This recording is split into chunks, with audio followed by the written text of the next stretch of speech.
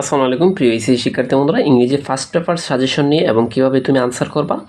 So already অনেকগুলো video দিয়েছি, 1 থেকে প্রায় 6 পর্যন্ত তোমাদেরকে দিয়ে দিয়েছি। ঠিক আছে, আজকের এই ভিডিওতে তোমাদেরকে গ্রাফ চার্ট কেমনে লিখবা, কিভাবে আনসার করবা খাতায় সম্পূর্ণ আলোচনা করব। কিভাবে এটাতে 15তে 15ই কেমনে পাবা। দুর্বল স্টুডেন্টদের জন্য এটা দিয়ে পাস করার একটা অনেক অপরচুনিটি। ঠিক আছে, অর্থাৎ 7 নং গ্রাফ চার্ট কেমনে আনসার করবা। দেখো, তোমাদের জন্য আমি একটা নিয়ম নিয়ে এসেছি। এই নিয়মটা সরাসরি লিখে আসবা এবং এই নিয়মটা তোমার জন্য খুব হেল্পফুল। এটা আমার শিক্ষার্থীদেরকে আমি নিজেও পড়াই, সরাসরি একটা নিয়ম পড়াই, এটাতেই কমন পড়ে। আমি বলি এটা আসলেও লিখতো, না আসলেও লিখতো। ঠিক আছে, কেননা দুর্বল স্টুডেন্টরা লিখলেই পাস করবে। সো তোমরা যদি পূর্বের ভিডিওগুলো না দেখে আসো, তো আজকের এই ভিডিওর খাতা কলম নিয়ে বসো, সুন্দর করে আমি বুঝিয়ে দেবো, সরাসরি এখনই মুখস্থ হয়ে যাবে। প্রিয় শিক্ষার্থী বন্ধুরা, তুমি আগে এই যে উদ্দীপকটা পড়বা, এটা কি সম্পর্কে আসছে দেখো। আমি তোমাদেরকে একটু পড়ে শোনাচ্ছি। দ্য গ্রাফ ভ্যালু শো, ঠিক আছে, নিচে যে গ্রাফটা দেওয়া আছে, the internet user male and female, ঠিক আছে, ফ্রম এখানে 2010 থেকে 2020 সাল, 2010 থেকে 2020 সাল পর্যন্ত ইন্টারনেট ইউজার, এই যে ইন্টারনেট ইউজার আসছে যে নারী এবং মহিলারা, এখানে নারী এবং পুরুষেরা ইন্টারনেট যে ব্যবহার করছে, ঠিক আছে, 2010 থেকে 2020 সাল পর্যন্ত কেমন ব্যবহার করছে এটা সম্পর্কে জাস্ট লিখবা। এখন তোমাকে বলছে, দেখো, ড্রাইস্ক্রাইব দ্য গ্রাফ ইন অ্যাটলিস্ট, অন্ততপক্ষে 150, অর্থাৎ 150টা ওয়ার্ড লিখতে হবে। আবার দেওয়া আছে, এখানে কি দেওয়া আছে, ইউ শুড তোমার উচিত highlight and summarise the information given is the graph, এবং তোমাকে বলছে যে এখানে কিছু ভালো ভালো ওয়ার্ড ব্যবহার করতে এবং একদম ছোটো করে সারাংশ সিস্টেমে লিখবা এটা।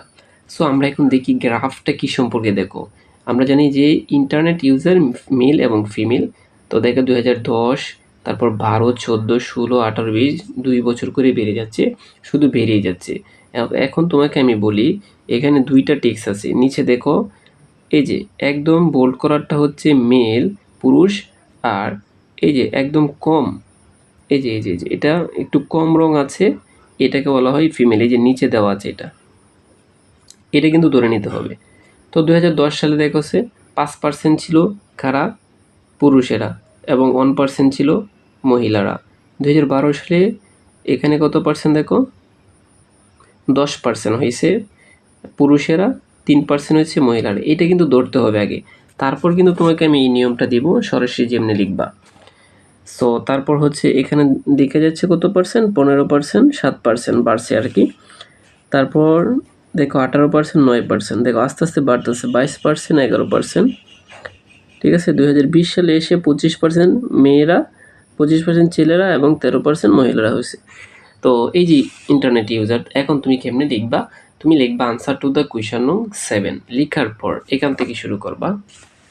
দেখো এখন আমার নিয়মটা দেখো, এটা দিয়ে তুমি যে কোনো গ্রাফ আসলেই লিখতে পারবা এবং খাতা কলম নিয়ে বসো, এটা সরাসরি নোট খাতা করে ফেলবা। এটা হচ্ছে আমার পার্সোনালি শিট, আমি আমার স্টুডেন্টদেরকে দেই, ভাবলাম তোমাদেরকে দিয়ে দিই। লিখবা the graph shows the number of internet user of Bangladesh, ঠিক আছে।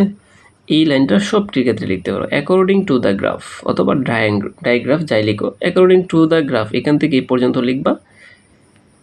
দ্য লোয়েস্ট পার্সেন্ট ওয়াজ, সবচেয়ে কম ছিল, ইন দ্য ইয়ার অফ, এই যে এখানে জাস্ট সালটা চেঞ্জ করে দেবা, আর কিছু দরকার নেই, ঠিক আছে। সবচেয়ে লোয়েস্ট পার্সেন্ট ছিল কোনটা, ধরো আমি এই গ্রাফটা থেকেই বুঝাই, সবচেয়ে কম পার্সেন্ট। দেখো আমি এখানে একটা গ্রাফ দিয়েছি, কিন্তু এটা হচ্ছে সবচেয়ে কম, এবং 2012 সালে সবচেয়ে কম ছিল, অ্যান্ড ইট ওয়াজ 50%, এবং এটা 50% ছিল। মানে এই গ্রাফে দেখা যাচ্ছে সবচেয়ে কম মাত্রার পার্সেন্ট কোনটা ইন্টারনেট ব্যবহার করছে 2012 সালে, এবং 50%।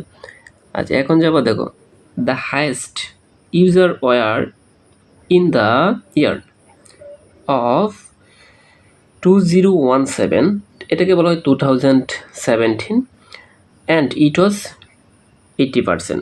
দেখো, এবং সবচেয়ে বড় হচ্ছে কত, দেখো কত পার্সেন্ট, 80%, এবং এটার সালটা কত ছিল, 17।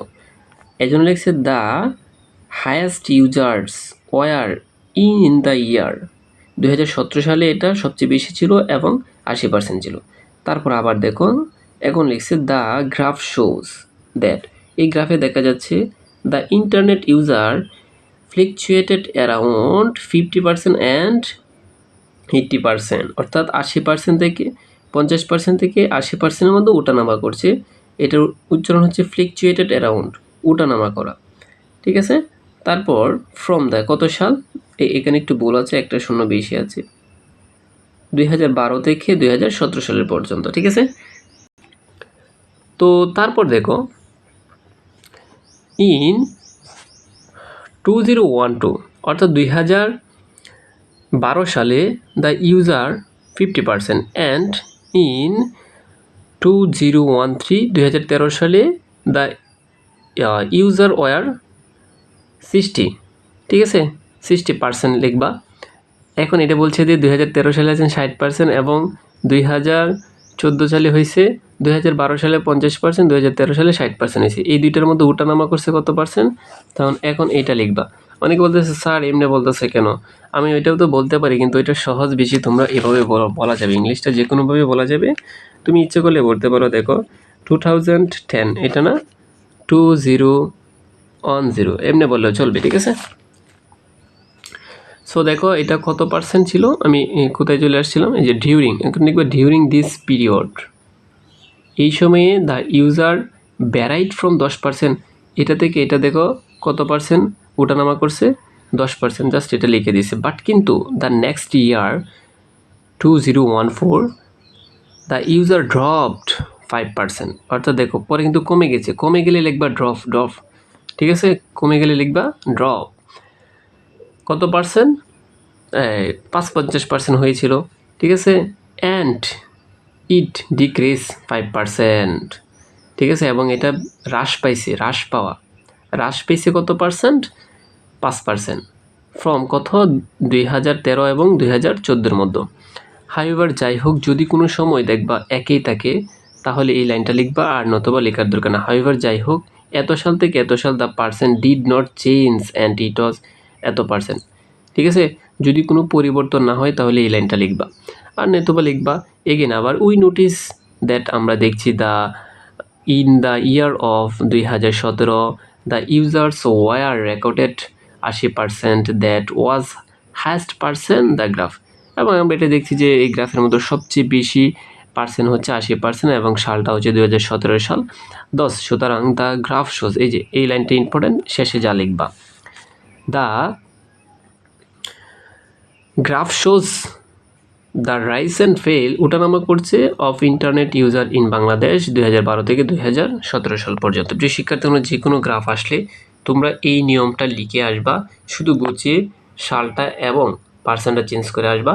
তোমরা অন্তত পক্ষে 15 না, তোমরা 15 থেকে প্রায় 12 থেকে 14 পাবা। প্রিয় শিক্ষার্থী বন্ধুরা, নেক্সট পার্টে তোমাদের জন্য আসছে স্টোরি কেমনে বানিয়ে লিখবা, তারপর লেটার কেমনে বানিয়ে লিখবা। পরবর্তী 2টা ভিডিও আছে, আর যারা পূর্বের ভিডিও দেখো না, পাস করতে চাইলে দেখে আসো।